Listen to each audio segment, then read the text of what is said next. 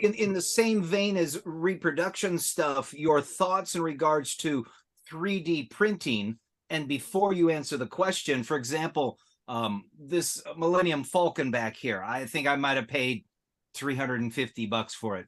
I got it. It was missing a number of parts, the radar dish on top, the landing gear. And so I looked around for those items. I found them readily available, 3D printed. Cheap too, right? Very attractively priced. So I mean, let's break it down pragmatically. So you have that piece behind you. It looks modern. It's probably 2000s, right? I can't tell you for sure. It does all the sounds and the lights and the noises and all that. That Y-wing is vintage. Yeah, but the Y-wing right there that you have is vintage. And then, yep, that's vintage, right? Yeah, the Millennium Falcon might be like that 97 Shadows of... I want to say it was a 90s of some sorts, yeah. Yeah, so okay, even at that, right? You may say, well, it's modern, who cares? That's going to be genuine bona fide vintage one day, and you're going to have 3D printed items on it, right? So I would suggest finding a complete one and then reselling that one, or even trying to find the actual legitimate pieces to that item. That's my suggestion, right? If you're like, hey, I just want to have this extra item 3D printed. Look, man, that's your decision. But for me, even if it's a modern piece, I have this, I wonder if I have a good example here. I don't know, man.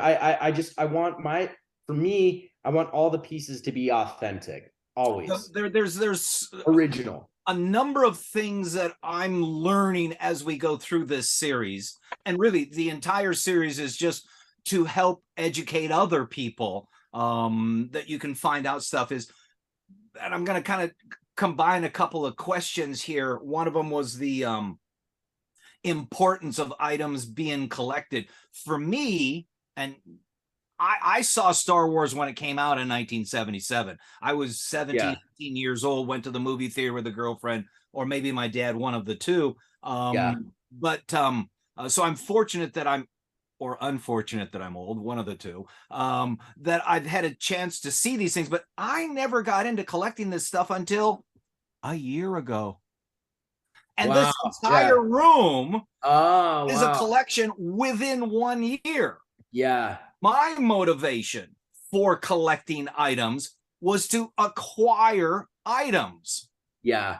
I mean, I got hit big time with the collector's disease, and it was impossible every night to not go on eBay and looking for stuff. The postman hates me. My postman hates me. He's got to get his ass out of the truck every time he stops. Every time. Bring boxes up to the door. He's always giving me a bad time. You know, I'm sure it's all fun, and the reality is that's how the post office makes money. But this whole room was collected within 1 year. So for me, the question, the importance of the items collected was to acquire the items. Now, let me, to someone such as yourself, who is much more knowledgeable and much further into the hobby than I, to you, what is the importance of the items being collected? And before you answer the question, I'm coming back to the 3D printed thing. I've got AT-ATs, AT-STs, that the cannons and such were 3D printed. They allowed me to complete a figure or a vehicle that I can display here and enjoy. But as you just pointed out, someday Jim dies and his brothers and sisters go to sell the collection. Are they trying to sell it as originals, or would they not know? They wouldn't know. They wouldn't know. They would have no idea. And the AT-AT, the chin guns, those clear chin guns, you know, I've gotten items actually twice, AT-ATs, and they said, oh yeah, the real chin guns. I get them, and there's no seam around the chin guns, and then they also have a more foggy kind of plastic, the repro, and I'm like, you know, and that's where the money is on those chin guns, right? They're brand new, $150, right? Now I think is the market 150 for the two, and reproduction probably 5, 10, $20. I don't know, right? So I lost value in those two ATATs because I trusted these guys. You know, this is a while back, that these were authentic, and I got them and I said, hey man, they're inauthentic. No, they're real. No, I'll show you why they're. Then I spend time explaining how they're fake and showing them the seam and showing them the difference between the real, and then that eats my time, and they're angry, and I'm like, all right man, just thank you, you know, like, so it creates a lot of complexities within the community. Here's another thing, for example. So like with those chin guns, I would toss them. I honestly, I would take them.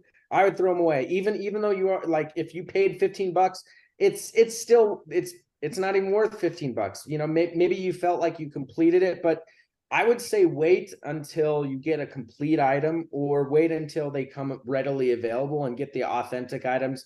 It will give you the reassurance that your collection is bona fide, right? I don't know, that's the way I feel. That's the way even with modern stuff. But like, for example, see this $2 sticker. A lot of people would probably try to peel that off, right? And I won't. It'll probably destroy the card. Well, it could, or I could be really, you know, I could be really methodical about it and maybe get it off, and then boom, you know.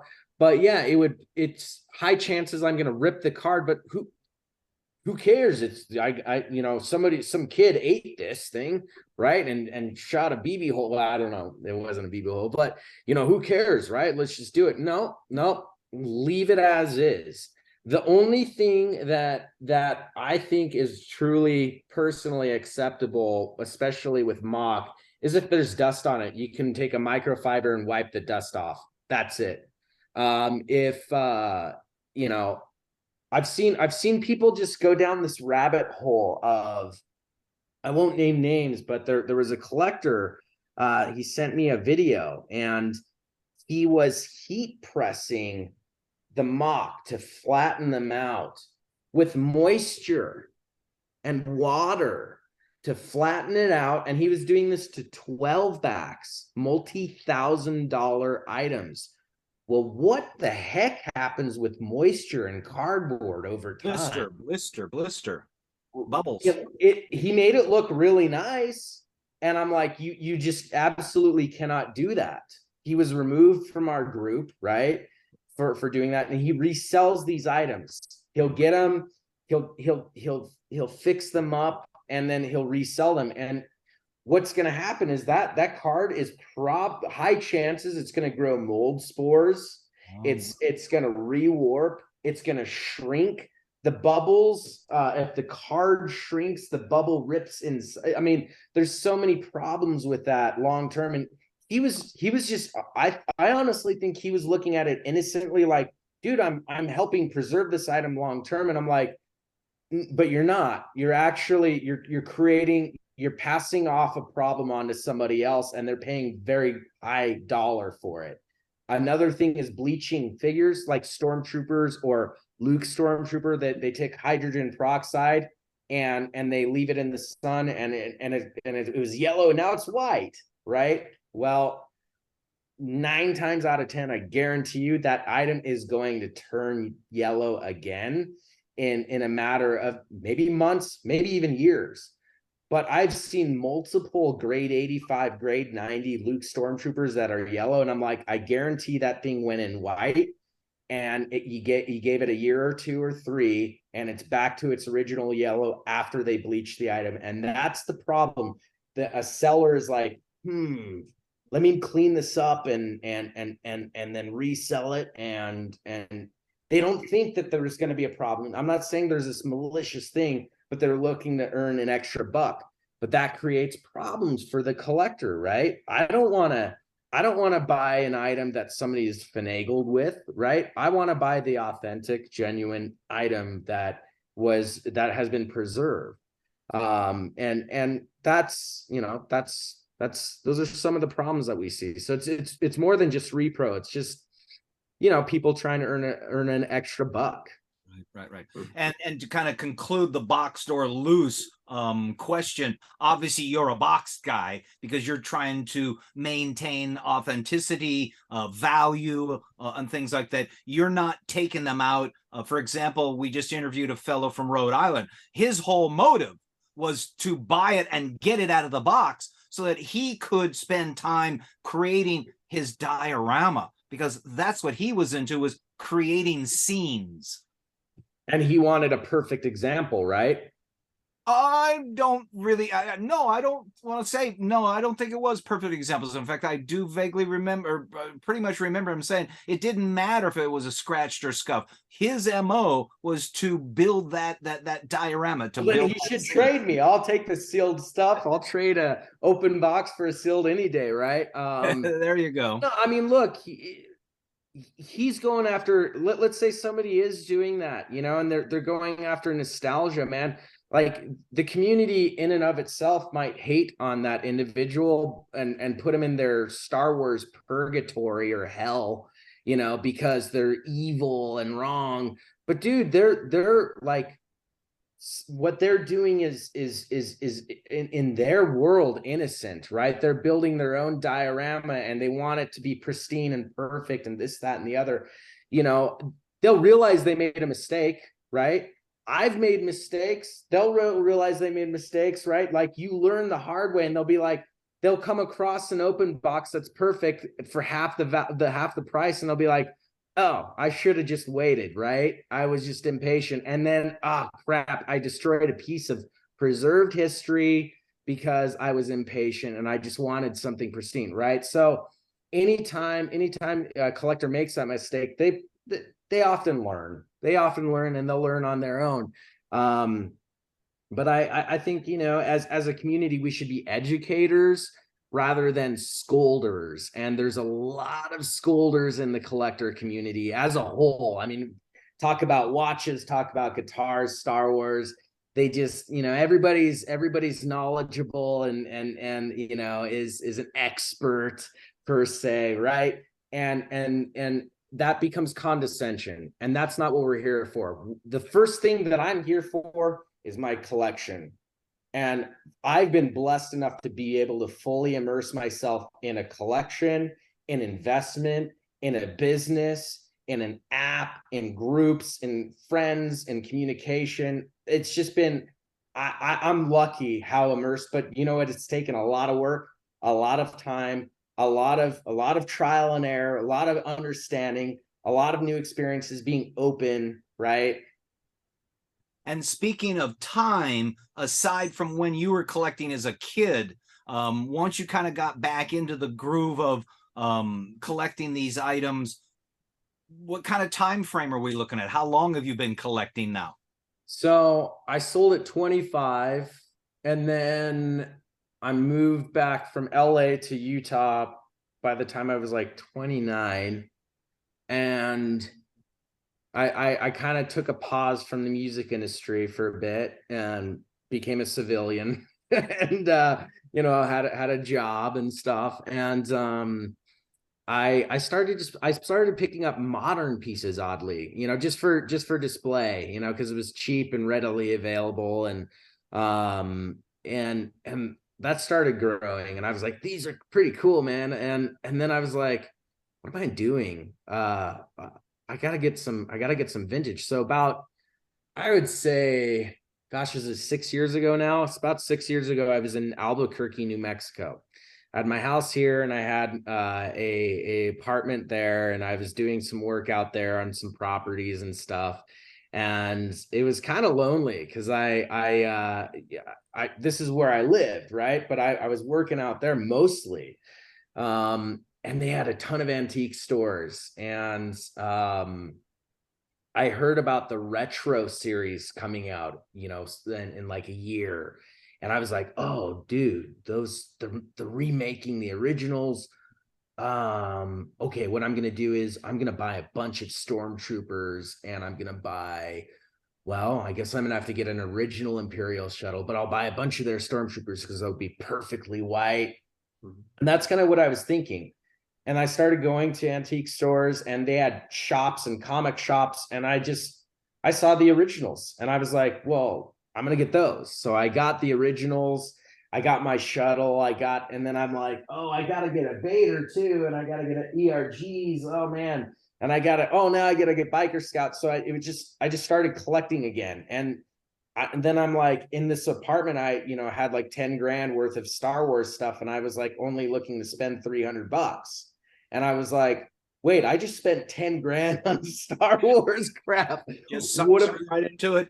What am I doing? This is weird. And then I'm like, whoa, I should get mock while I'm at it. So I started buying mock, and then I moved back here, and I transferred like mock, and I mean, it was mock that was slightly better than this. Like, I was still like just stoked to get some of the stuff that I wasn't able to get as a kid.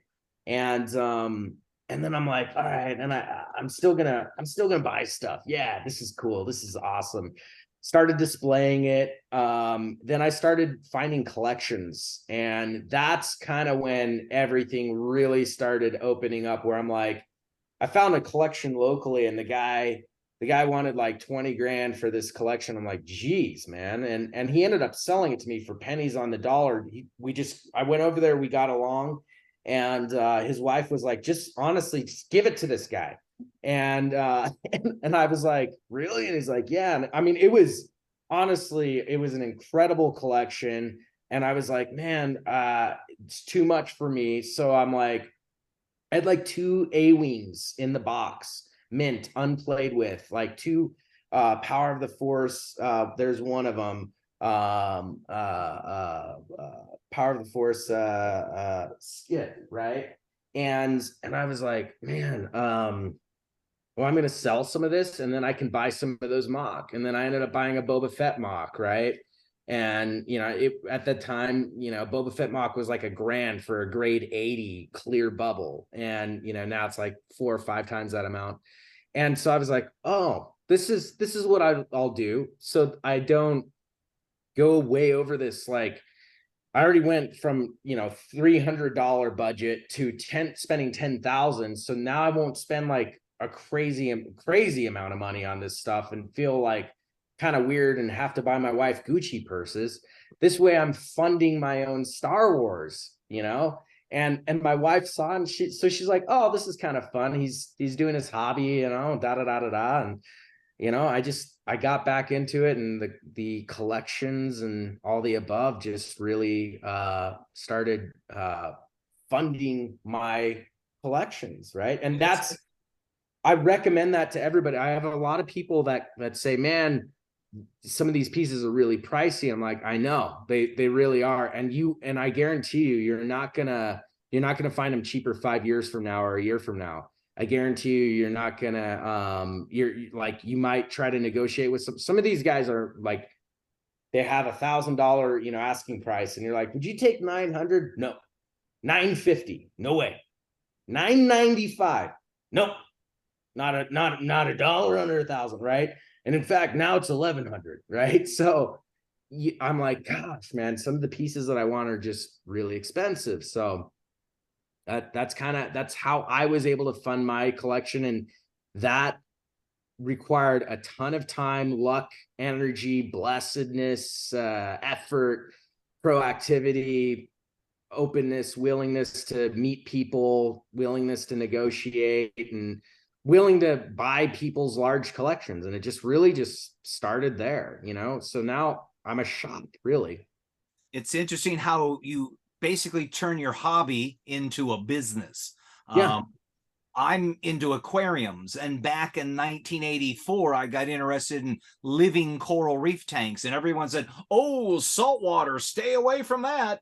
Well, all that did was just make me want to do it more. Yeah. And so I thought, what's the best way to learn about a saltwater aquarium? Get a job at a tropical fish store. Yeah. Next thing you know, I'm working part-time at Pasadena Tropical Fish. And then all of a sudden, next thing you know, I'm customer service for Marineland Aquarium products. And then I went to another tropical fish store and it was manager of his aquarium service department. And now for the last 22 years, I've been running my own aquarium maintenance business. You know, this is my way of funding my hobby, is you turn it into a business. You also have taken your hobby and kind of turned it into a business. All of this stuff here, I was surprised when my bookkeeper says, Jim, you know, you've got $22,000 worth of stuff in here. And I went, what? Yeah. I spent that in a year? Yeah. Oh, yeah. How do I make something back from this? Right. And then that's when I thought, all right, let's do something video wise. And I got into this Facebook Star Wars collector group, and I noticed this moderator that had this great laugh, and he was very friendly and knowledgeable. And so I sent him a message, and I said, would you be interested in working together on a video series promoting how people display their Star Wars stuff? Yeah. And that's how I met Jack, and that's how this video series has come about.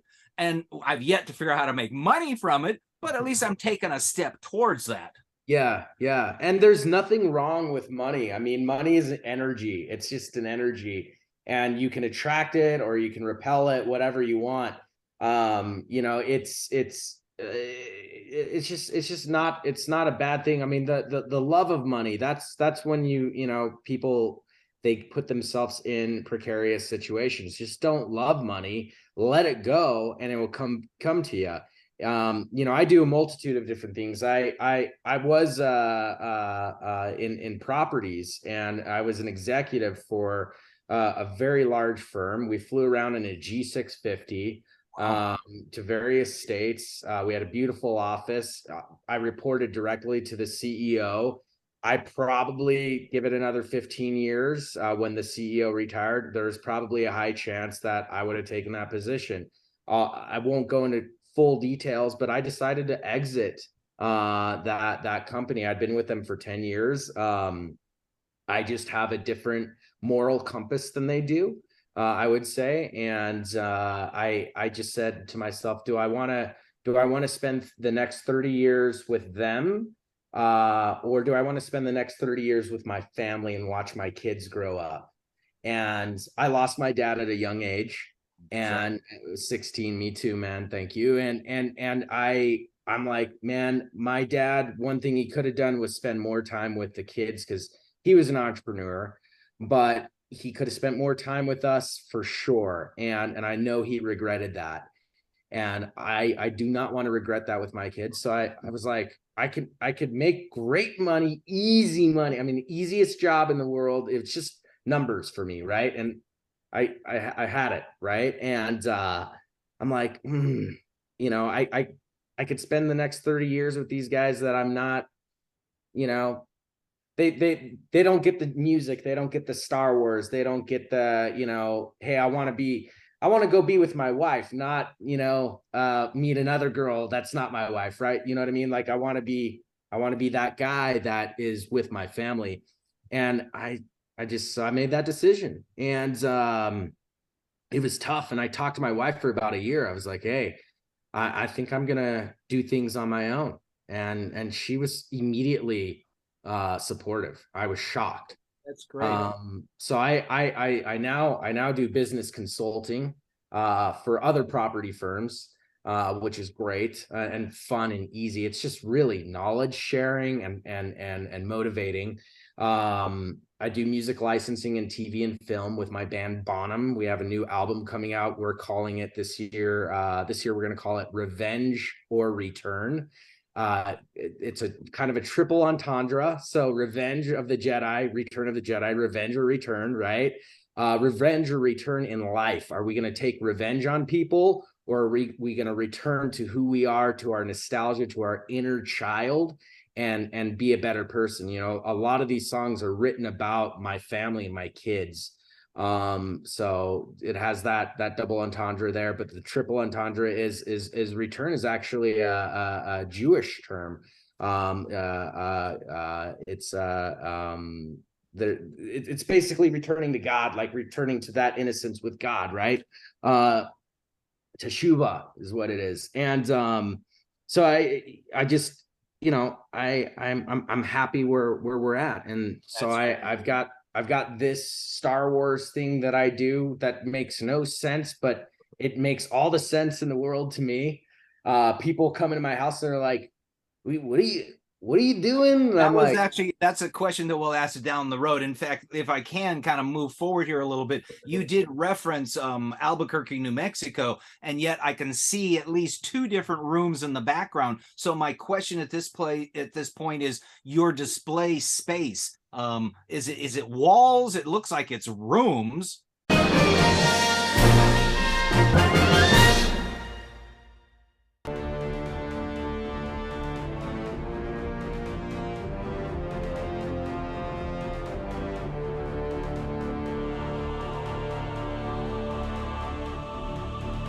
On which planet did Darth Maul kill Qui-Gon Jinn?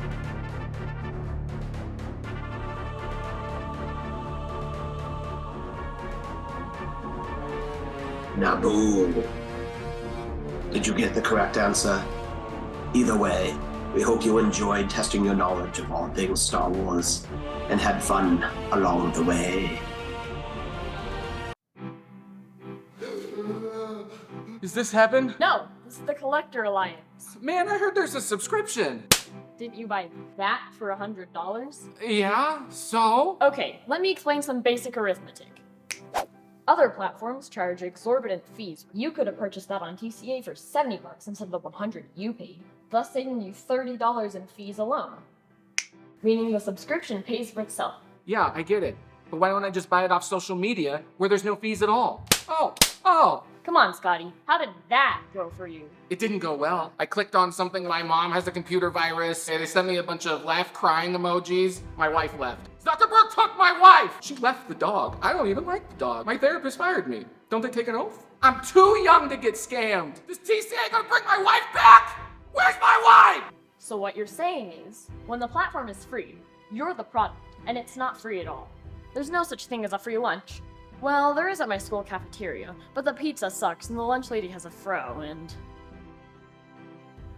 The Collector Alliance is where buyers get better deals and sellers don't get nickeled and dimed. So simple and easy, even a kid gets it.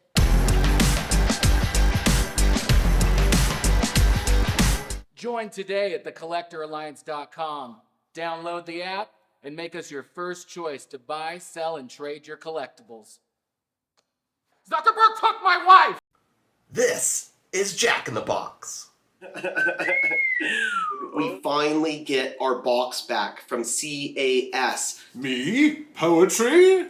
We don't just spread fun through action figures, we get close and personal with the actors that played these characters. I'm Nick Joseph, and I played Major Arhul Extrafon. You were the one that banged his head in that doorway? Yes, that's me, yes. And then they dressed me as a Hoth rebel. Be sure to subscribe and binge watch all of our episodes. Thanks for tuning in to Jack in the Box.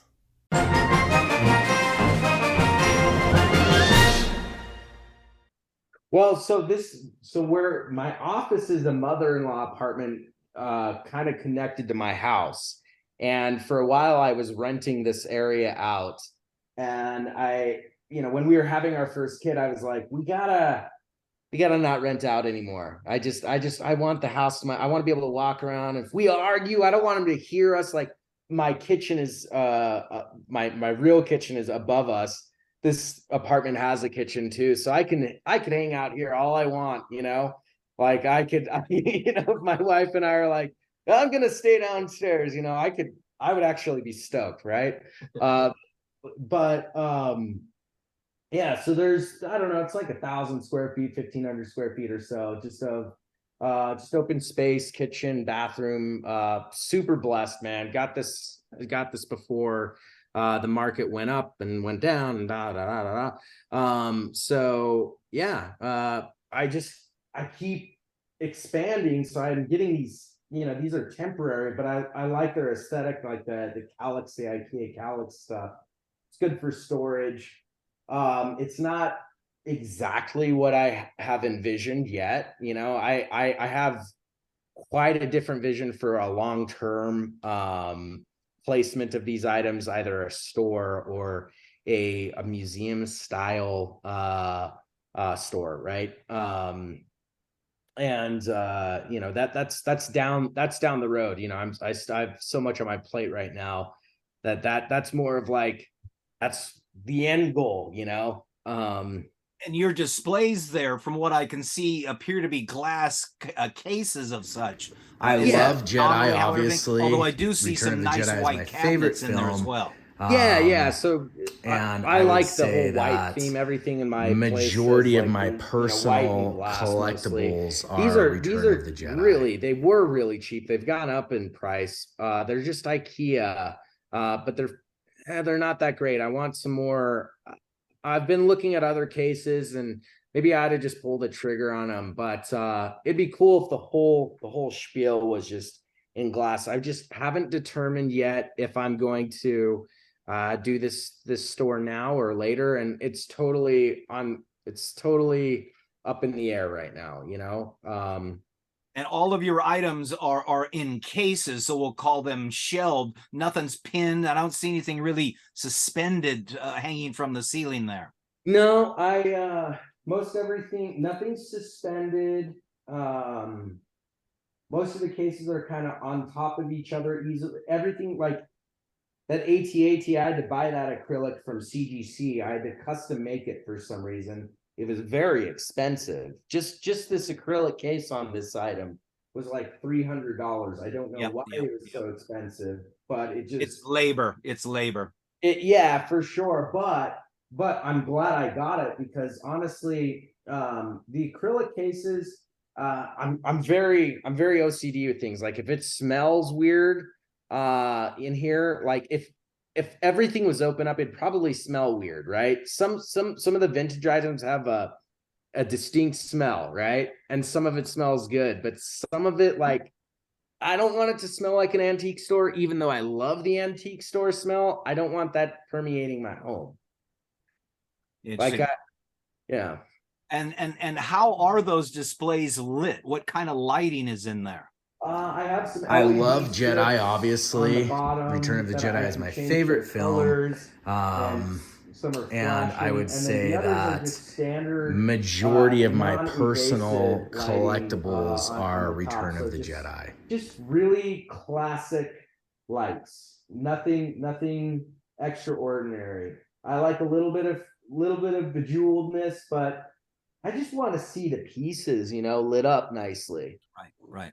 Yeah. And how are things, or what determines what's going to be displayed? The uniqueness, the value, the unique. I said uniqueness. What motivates you to put a certain item out there for display? Right. Well, Jedi number one. Okay. Right. Quality and condition, aesthetic appeal, right? Like everything that I have up there, I'm just kind of obsessed with just the art. For example, one of my favorite pieces is the Han 65C mock with the Emperor. This Han C is actually one of my favorite pieces. It's a grade 85. I like the straight 85 colors. Actually. I was looking for one unpunched. I like the yellow, 65C, the red, which is that Emperor and then offer it's right Han there. Solo. And then for I about like that 3 it's Return years. of the Jedi. I have 3 of them now, but this is by far the nicest one. I just love this. And I looked for that piece for 3 years. It took me 3 years. Now I have 3 of them, but it took me 3 years. And then when I found one, I found a bunch more. It was just really bizarre. But that one is it is graded AFA straight 85, which I'm totally fine with having that piece graded. I didn't grade it, but I bought it graded. And then I have this Uze. It's a Turkish bootleg Imperial gunner. You know, those were they were created in '88, unlicensed, but they are accepted in the Star Wars realm as legitimate historical Star Wars items, and that's in the front. I would say for a multitude of different reasons. One, I love it. He's like typing on this big calculator. It's hilarious. Two, it's rare, it's unpunched, it's clear, it's a full mock, and it's a dang expensive piece. So that's up there. Yeah, that I'm like, yeah, I paid a lot of money for this piece.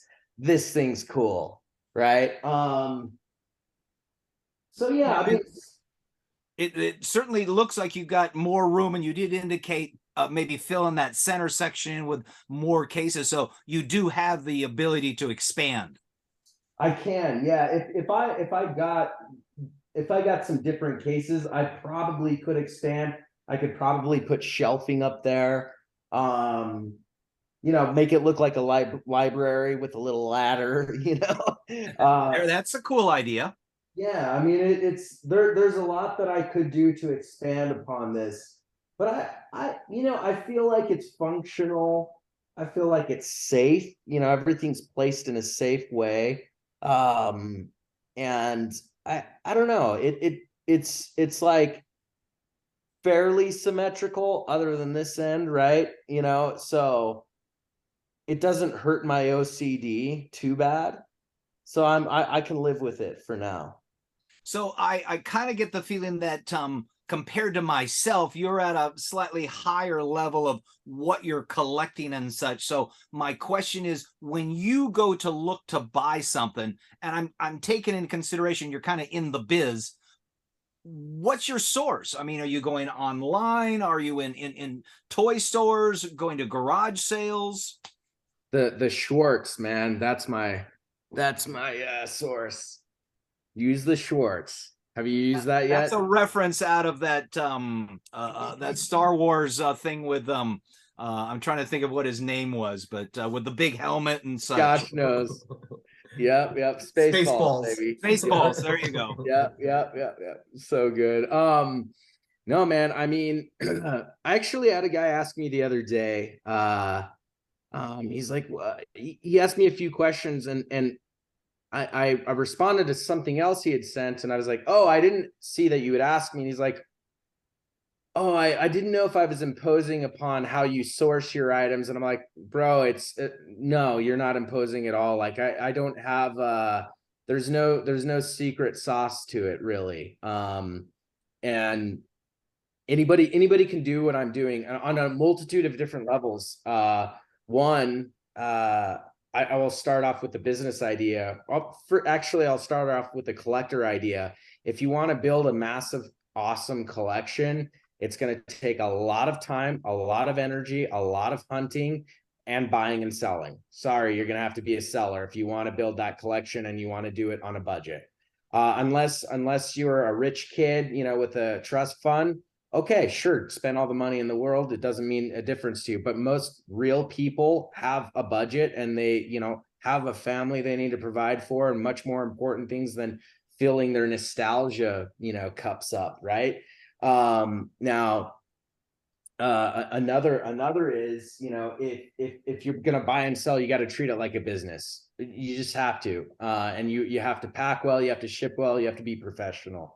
Whether or not you're selling one piece or tens of thousands of pieces, because if you sell one piece and you're not a genuine, like, nice seller, and you're just a collector just selling that one item, if you don't provide that professionalism and that customer service, people are going to remember, you know. And it also puts a bad taste in their mouth for that item that they bought from you, right?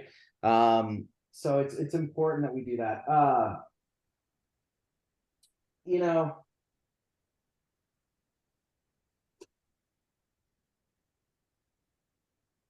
the source, man, I'm thinking about telling you. Should I tell you? So the source, and the reason why I'm looking back at this is because you asked me questions about specific items, and it, you know, gives me inspiration. Sources are, man, I'm constantly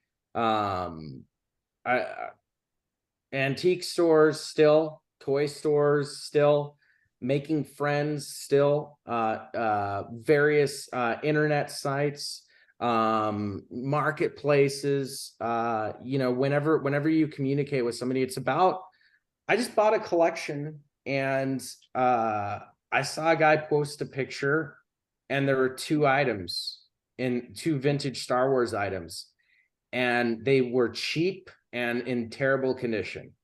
And I sent him a message and I said, hey, nothing is beneath you. This proves. And if you think things are beneath you, that's why you're not finding anything. Nothing is beneath you. So I hit this guy up and I said, hey, I saw you're selling some Star Wars stuff. I'd be interested if you'd send me pictures. And he said, yeah, I'll get to you next week. And I was like, okay, no problem, man. And he's like, actually, I can get to it tonight. And he sent me a picture, and there were more than two pieces, a lot more. And I said, do you have more? And he's like, oh yeah, we got a ton. My dad bought these and he wants to sell them. And I FaceTimed him. I just FaceTimed him and I was like, what's up, man? And we got to know each other. And I was like, look, I run some groups. I buy, sell, trade. You've got a lot of stuff there. He had a ton of stuff, loose figures, mock, all the above. I talked to his dad. His dad told me the whole story of where he bought the stuff. They told me how much they paid, $54 for like a multi-$1,000 collection. He paid $54 from a store, he said in the 90s, and he just stored it. And it was stored honestly poorly. The stuff got, maybe damaged and dusty. And he's just like, we made a deal. And he's like, man, after we made the deal, he sent me a message. He said, man, a lot of people were really salty, with me. A lot of Star Wars collectors were really salty. He's like, but I worked with you because you talked to my dad. These guys didn't give us the time of day. They were just kind of like, business. They were just so business and just so after it. And he and I still chat like to this day. It's just like you don't know what you're embarking upon, because again, it's nostalgia, and it's not. I remember when I sold my collection, and it hurt a lot for years, and you have to treat it accordingly. You have to treat it with respect and dignity, and they don't care if you're a reseller or not, because that goes into somebody else's collection, right? They don't care if you're going to keep the items. They don't expect you to, but always be honest. A lot of people are dishonest when they're buying. They say, oh yeah, this is going, like resellers, it's going in my collection, or whatever. And dude, it's bad karma. Yeah. Bad karma. Yeah, it's bad karma. Be honest with them. Tell them who you are, what you're about, what you're there for, and that transparency. If they don't like you because you're a shop or a store, whatever, okay, then if they want to sell to a collector only, that collector's probably going to sell some of those items no matter what, right? So it's just, we have this cycle thing going on. So yeah. In talking to his dad, you got some of the history behind some of those figures. I have a problem. My name is Jim, and I have a collection problem. And my focus changes week to week. Jim, my commercial is exactly what you just. my focus I don't know if changes you've seen the commercial week to week. I mean, last couple of weeks was vintage tobacco tins. And I ended up with so many, I had to build a cabinet to hold them. This week, because of the water restrictions in California, my front lawn looks like hell. It's all dead grass. Yeah. So ironically, we pull out the grass. The rain comes this week. But part of what I'm going to change it over to is I'm going to put in Legos. Decomposed granite. Spread Legos on the lawn. All Legos. Put in decomposed granite because it's a ranch style looking house, so it's going to be a horse corral. My point is, someone had suggested the other day that I needed to have a horse. I said, well, I'm not going to have a horse. He says, well, get a saddle. And I went, wait a minute, I can build a hitching post and buy a saddle. Well, the point of the whole story is I was on Facebook the other night looking for it, and I found this saddle. It's got all this embroidery in it. It's dirt cheap, because it's not that good a condition, which is okay by me because it's going to sit out in the sun and the rain in the front yard. The interesting thing was she said, and she also clarified it, she's not 100%, but she says, I believe this saddle, or I was told this saddle came from the Ronald Reagan Ranch. No way. And I'm just going, there's a historical aspect to that saddle now. And I just said, okay, I have to have it. I have to have it. Exactly, dude. So let me show you some. I think you might dig this. So in this record collection, and your story, just how cool is that? How cool is that? So very similar kind of vibe. So does that look like Paul McCartney on that album? Well, I'm curating this collection, right? And I saw this piece, and it's just a normal, Lennon McCartney record, right? Oh my God. Just a regular Lennon McCartney record, right? But this was given to me because I'm doing this work, which is incredible. And this piece has so much energy to it. It's difficult to explain, but this was actually part of John Lennon's estate. This was part of John Lennon's record collection. And I have letters of authenticity from Reckless Records, which is as legit can be, as well as some of the auction stuff for this item. So the housekeeper actually got these items, and I think she auctioned them. But this is a legitimate item from John Lennon's estate. And John Lennon and the Beatles, I love them. They're the best songwriters of all time, in my opinion, all time. And John Lennon is my favorite Beatle. I love the pain in his voice and how honest he was about that pain. Not many artists are that way, especially nowadays. But so this very similar, where it's like a random piece that's kind of trivial has this massive energy to it. Yep. Now that saddle almost is the star of the front lawn. I mean, there's an old time horse buggy out there. Yeah, exactly. The story. So it's interesting that when you start talking to people and you get the backstory, for lack of a better description, the history that came with it. One of the other things I find very unique about this series is everybody seems to go back to when they were a kid, when their parents took them to that Star Wars movie. There was a guy in Australia, his grandmother bought him his first Star Wars figure, that R2-D2. And he still has it today, and it's in a frame. That just takes you right back to things. I'm going to kind of move forward here a little bit. You have mentioned a son, I believe, and your wife, but I think I know the answer to this question. Who's the collector? Of the two? Oh, well, me. Yeah. I mean, your wife isn't part of the collection. She's not helping you. I mean, she approves it or disapproves of it. Your children. It's cool. She thinks it's cool, actually. It's great to have that support.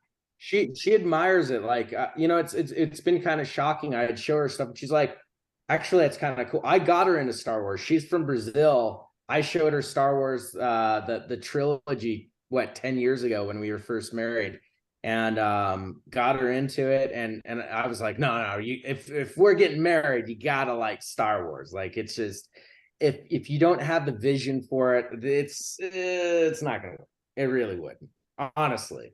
So she has to like Star Wars, and she did, and she really liked Revenge of the Sith. She liked the storyline of Revenge of the Sith. She likes the originals too, but I think Revenge of the Sith is her favorite.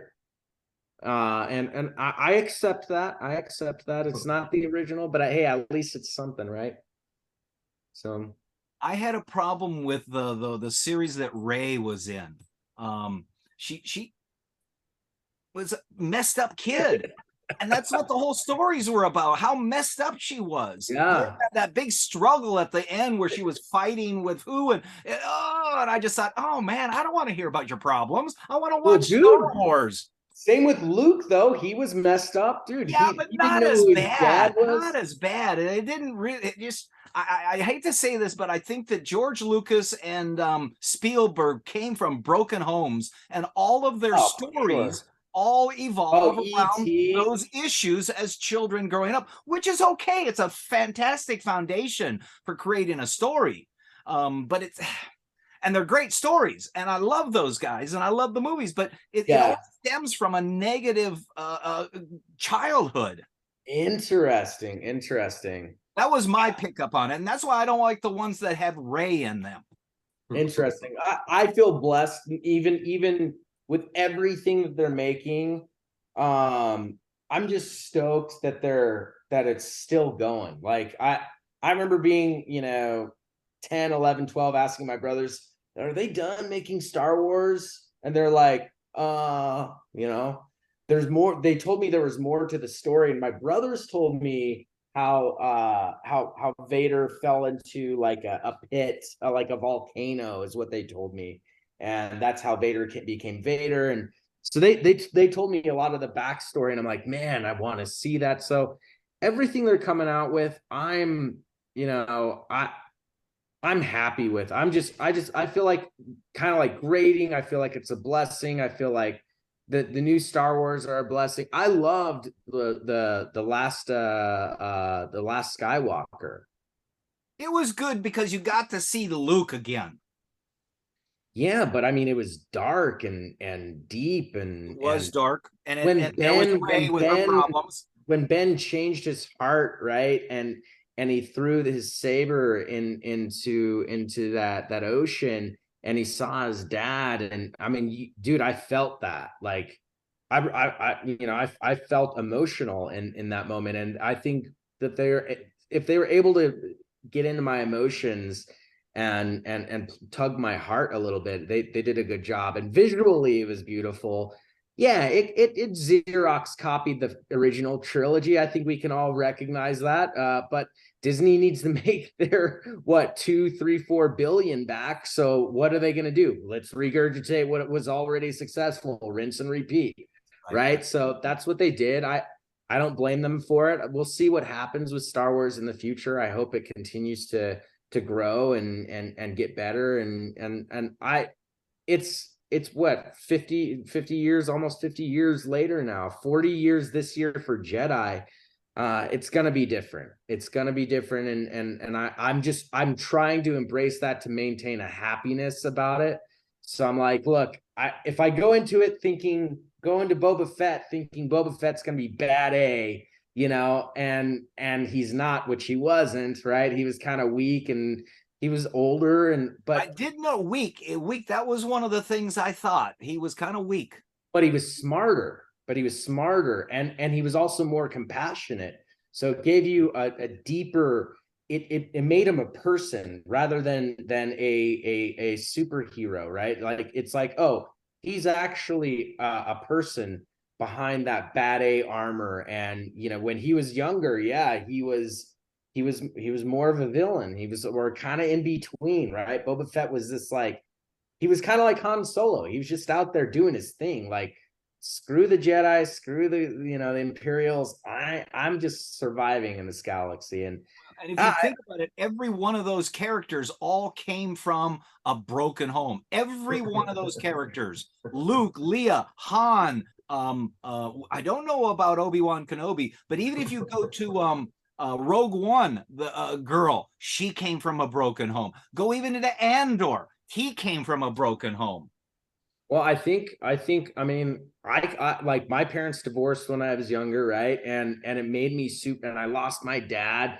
And I was kind of like out figuring out life at a young age, realizing how brutal this world is at a young age. And it is, and it's brutal to kids too. Yeah. I didn't get compassion after my father passed. I didn't get these guys, hey, come on, let's it was more like, hey, I don't know what to do with you. You know what I mean? So I had to freaking figure it out, and it made me stronger. I had to walk away from friends and, do things that were very adult at a very young age, right? You could be your own Star Wars episode.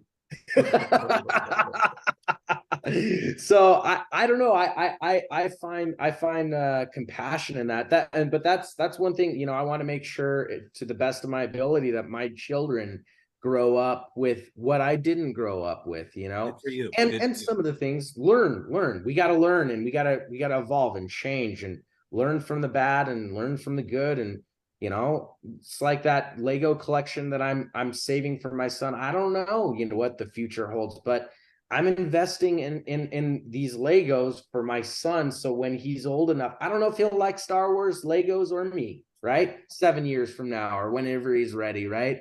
But I have this vision to build an indoor diorama with him, and those Legos are just for him. And it's like, I just think it's a cool idea. I hope it comes to fruition, and you know, I hope that he enjoys the Star Wars collection as he does now. My son, he's almost 3. He walks down here and he's like, and he's learned to not hit stuff, and he actually walks around like kind of like dignified, and like he's like, I respect this, father, you know, like yeah, he still tries to play some of the stuff, but